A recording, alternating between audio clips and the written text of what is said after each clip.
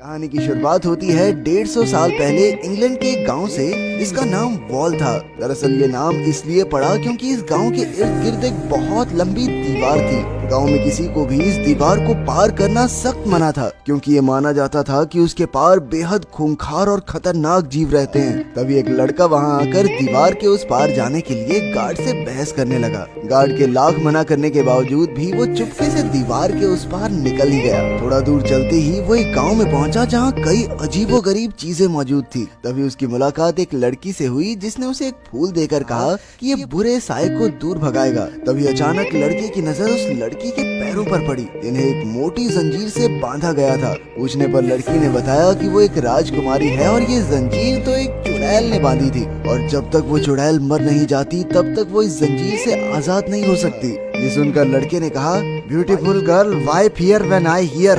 1 minute में तोड़ दूंगा जंजीर। उसने जंजीर काट डाली, लेकिन उसी पल वो फिर से जुड़ गई। खैर, इसके बाद उन दोनों ने मजे से वो शाम साथ गुजारी और बाद में लड़का वापस अपने घर लौट आया। इस घटना के ठीक 9 महीने बाद दीवार का गार्ड उस लड़के के घर आया और उसे एक टोकरी दी जिसके अंदर एक बच्चा मौजूद था। असल में ये बच्चा उसे राजकुमारी से हुआ था। उस आदमी ने बच्चे का नाम ट्रिस्टन रखा। इसी तरह देखते देखते कई साल गुजरे और ट्रिस्टन अब 18 साल का हो गया। ट्रिस्टन विक्टोरिया नाम की एक लड़की को दिलो जान से चाहता था, लेकिन विक्टोरिया को उसमें कोई खास दिलचस्पी नहीं थी। इसके बाद हम उसी जादुई गांव को देखते हैं जहां का राजा अपनी आखिरी सांसें गिन रहा था। राजा के बेटे गद्दी के लिए एक दूसरे के खून के प्यासे थे, इसलिए मरने से पहले राजा ने अपने गले का लॉकेट निकाला जिसमें एक हीरा था। उसने कहा कि जिसके छूते ही ये हीरा एक लाल रूबी में बदल जाएगा, वही यहाँ का राजा बनने का हकदार होगा। उसी पल वो लॉकेट आसमान में उड़कर एक तारे से टकरा गया। जैसे ही वो वापस गांव में गिरा तो उसे गिरते हुए ट्रिस्टन और विक्टोरिया भी देख रहे थे। ट्रिस्टन ने कहा, विक्टोरिया डार्लिंग, अगर मैं तुम्हारे लिए ये टूटा हुआ तारा ले आऊं तो क्या तुम मेरी परमानेंट गर्लफ्रेंड माने वाइफ बनोगी? विक्टोरिया ने भी हंसकर हाँ कह दी और अपने घर लौट आई। अब हमारा प्यार का मारा ट्रिस्टन सीधा दीवार के पास पहुंचा, लेकिन गार्ड ने उसे पीट कर भगा दिया। तभी उसे पता चला कि उसके पिता ने भी 18 साल पहले ये दीवार पार की थी। जब वो घर पहुंचा तो उसने इस बारे में अपने पिता से पूछा और उन्होंने बताया कि दीवार के उस पार तुम्हारी माँ भी रहती है। ये सुनकर ट्रिस्टन काफी खुश हुआ। इसके बाद उन्होंने उसे एक खत दिया जो 18 साल पहले उसकी माँ ने भेजा था। उस खत के साथ एक मोमबत्ती भी थी। उसकी माँ ने लिखा था कि इसके सहारे वो उस दुनिया में आकर अपनी माँ से मिल सकता है। मोमबत्ती को जलाते हुए ट्रिस्टन ने उसी तारे के बारे में सोचा और पलक झपकते ही वहाँ पहुँच भी गया। लेकिन वहाँ कोई तारा नहीं बल्कि एक लड़की थी जिसके गले में वही हीरे का लॉकेट था जो राजा ने मरने से पहले छोड़ा था। फिर उस लड़की ने कहा कि उसका नाम वेन है और वो असल में एक टूटा हुआ तारा है। ये सुनते ही ट्रिस्टन ने उसे कैद कर लिया और कहा कि वो उसे विक्टोरिया को तोहफे में देगा और फिर बाद में अपनी मोमबत्ती के जरिए वापस घर भेज देगा। जैसे तैसे वेन उसके साथ जाने को राजी हो गई। तभी हम 3 चुड़ैलों को देखते हैं जो 200 साल से उस तारे के जमीन पर आने का इंतजार कर रही थी। असल में उनका मानना था कि उस तारे के दिल को चीर कर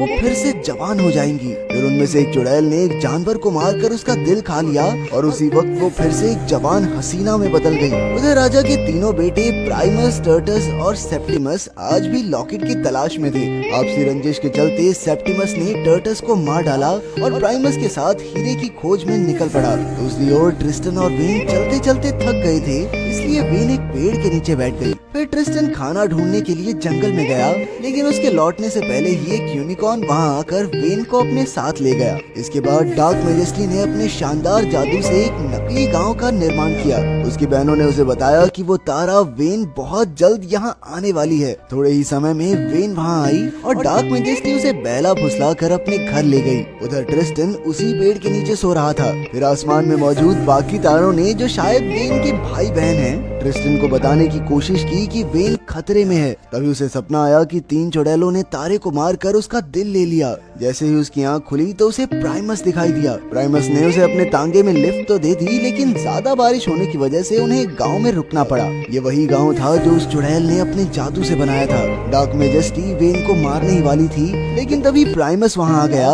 इसके बाद उसने सोचा कि पहले इसको रास्ते से हटाती हूँ, उसके बाद मारूंगी। तभी एक खूबसूरत लड़की प्राइमस के पास शराब लेकर आई, लेकिन प्राइमस ठहरा सख्त लौंडा तो उसने शराब पीने से साफ मना कर दिया। इसके बाद वो ग्लास लेकर ट्रिस्टन के पास पहुंची, लेकिन जैसे ही ट्रिस्टन उसे पीने वाला था तभी उस यूनिकॉर्न ने आकर उसके हाथ से ग्लास गिरा दिया। इससे ट्रिस्टन को एहसास हुआ कि वेन जरूर आसपास ही मौजूद है। वो तुरंत उस घर की तरफ दौड़ा, लेकिन वहाँ जाकर उसने देखा कि डार्क मैजेस्टी ने प्रिमस को मार डाला था। फिर वो वेन को मारने के लिए आगे बढ़ी, लेकिन ऐन वक्त पर ट्रिस्टन ने अपनी मोमबत्ती जलाई और वो दोनों गायब होकर एक बादल में अटक गए। असल में वो मोमबत्ती उसका इस्तेमाल करने वाले को उसी जगह ले जाती थी जिसके बारे में वो सोच रहा होता था, लेकिन क्योंकि वो दोनों अपने अपने घर के बारे में सोच रहे थे इसलिए वो बीच में ही फंस गए, जहाँ उन्हें कुछ समुद्री डाकुओं ने दुश्मन समझकर अगवा कर लिया। लेकिन बाद में उनके सरदार ने उन पर दया करके ट्रिस्टन को थोड़ी तलवारबाजी सिखाई और उन्हें पास वाले टापू पर छोड़ दिया। फिर चलते चलते उनकी मुलाकात एक दूसरी चुड़ैल से हुई और उन्होंने उससे मदद मांगी। तभी अचानक चुड़ैल की नजर उस फूल पर पड़ी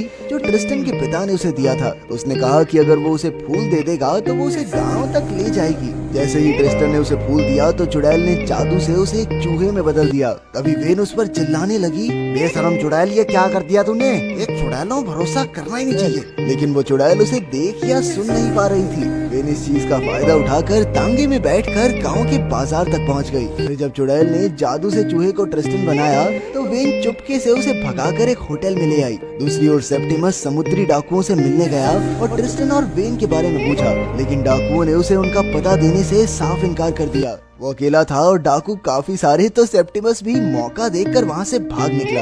अब वो गांव की तरफ बढ़ रहा था और दूसरी ओर डार्क मैजेस्टी भी वहाँ आने वाली थी। इतने समय तक उसके साथ रहकर वेन मन ही मन में ट्रिस्टन को चाहने लगी थी। इसी तरह रात गुजर गई और सुबह होते ही ट्रिस्टन वेन के कुछ बाल काटकर विक्टोरिया को देने के लिए निकल गया। लेकिन तभी उसने देखा कि वो बाल चमकते हुए पाउडर में बदल गए थे। वो समझ चुका था कि वेन जादुई दुनिया को छोड़कर दीवार के इस पार आएगी तो मारी जाएगी। अब वो तुरंत वेन की ओर भागने लगा, लेकिन दूसरी ओर वेन नींद से उठकर होटल से निकल चुकी थी। वो गांव की दीवार के उस पार जाने ही वाली थी कि ऐन वक्त पर ट्रिस्टन की माँ ने वहाँ आकर उसे बताया कि अगर उसने दीवार पार की तो वो एक पत्थर में बदल जाएगी। अभी डार्क मैजेस्टी भी वहाँ आ गई और उसने उस चुड़ैल को मार डाला जो उसकी बहन थी। उसके मरते ही ट्रिस्टन की माँ बेड़ियों से आजाद हो गई। लेकिन अब डार्क मैजेस्टी उसे और वेन को पकड़कर अपने महल में ले आई। कुछ ही पलों में ट्रिस्टन दीवार के पास पहुँचा और उसने गार्ड से वेन के बारे में पूछा, जिसने उसे बताया कि एक काले कपड़ों वाली औरत दो औरतों को पकड़कर अपने साथ ले गई है।